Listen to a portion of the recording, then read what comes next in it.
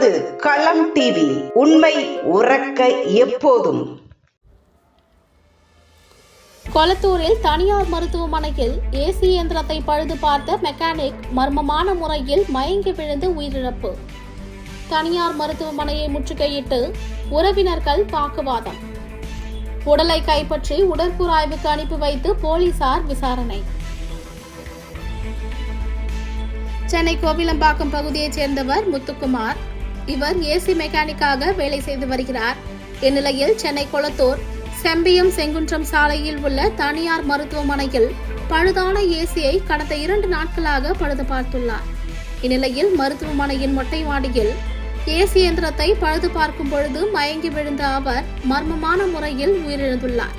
இதை அறிந்த மருத்துவமனையின் ஊழியர்கள் இறந்தவரின் உடலை வெயிலில் மொட்டை மாடியிலேயே 2 மணி நேரமாக வைத்திருந்ததாக கூறப்படுகிறது. இது குறித்து தகவல் அறிந்த அவரது உறவினர்கள் மருத்துவமனையை முற்றுகையிட்டு மயங்கி விழுந்த ஏசி மெக்கானிக்கிற்கு முதலுதவி கூட அளிக்காமல் அலட்சியம் காட்டிய மருத்துவமனை ஊழியர்களிடம் வாக்குவாதத்தில் ஈடுபட்டனர். இச்சம்பவம் அறிந்த கொளத்தூர் போலீசார் சம்பவ இடத்திற்கு விரைந்து வந்து இறந்தவரின் உடலை கைப்பற்றி சென்னை கீழ்ப்பாக்கம் அரசு மருத்துவமனைக்கு உடற்கூறாய்வுக்காக அனுப்பி வைத்தனர். மேலும் ஏசி மெக்கானிக் வெயிலில் மயங்கி விழுந்து உயிரிழந்தாரா அல்லது மின்சாரம் தாக்கி உயிரிழந்தாரா என்கிற பல்வேறு கோணத்தில் போலீசார் விசாரணை நடத்தி வருகின்றனர். இதனால் சிறிது நேரம் அப்பகுதியில் பரபரப்பு ஏற்பட்டது. ஆக்சுவலி என் பேர் கனிஷ்கா. நான் 12th ஸ்டாண்டர்ட் படிக்கிறேன் ஹோலி ஃபேமிலி ஸ்கூலில். இது ஆக்சுவலி ஈஸ்வரன் மெடிக்கல் ஃபவுண்டேஷன். எங்கள் அப்பா இங்கே ஏசி மெக்கானிக்காக ஒர்க் பண்ணுறாரு. நேற்று நைட்லேருந்து இங்கே ஒர்க் பண்ணிகிட்ருக்காரு.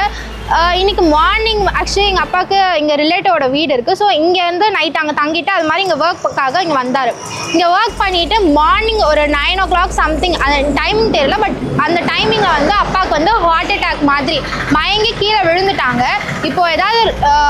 இப்போ ஹாஸ்பிட்டலில் மயங்கி விழுந்துட்டாங்கன்னா நம்ம ஏதாவது ஃபஸ்ட் எய்ட் ஏதாச்சும் ஒன்றாச்சும் பண்ணுவோம். இங்கே இருக்க ஒரு டாக்டர்ஸ் கூட ஒரு நர்சஸ் கூட போய் என்னன்னு மேலே போய் பார்க்கல. மேலே சிசிடிவி இருக்குது, அது சிசிடிவி பார்க்கணும். சிசிடிவி இப்போ நாங்கள் போய் மேலே பார்க்கணும். இன்றைக்கி எங்கள் அப்பா உயிரோடு இல்லை, அவங்களாம் என்னை பார்த்துக்க போகிறாங்க இல்லை, கிடையவே கிடையாது.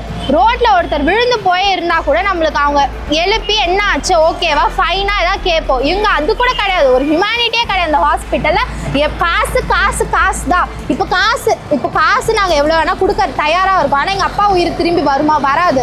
நான் என்னென்னு கேட்குறேன்னா, ஒரு ஹாஸ்பிட்டலுன்றீங்க, மேலே மயக்கம் போட்டு விழுந்திருக்காருன்றீங்க, ஒரு ஃபஸ்ட் எய்ட் கூட உங்களால் பண்ண முடியாது.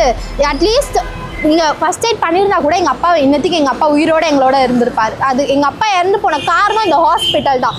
நான் சொல்கிறேன், இந்த ஹாஸ்பிட்டல் மட்டும்தான் காரணம். எங்கே வேணாலும் சொல்கிறேன், எப்போ வேணாலும் சொல்கிறேன், இந்த ஹாஸ்பிட்டல் தான் காரணம்.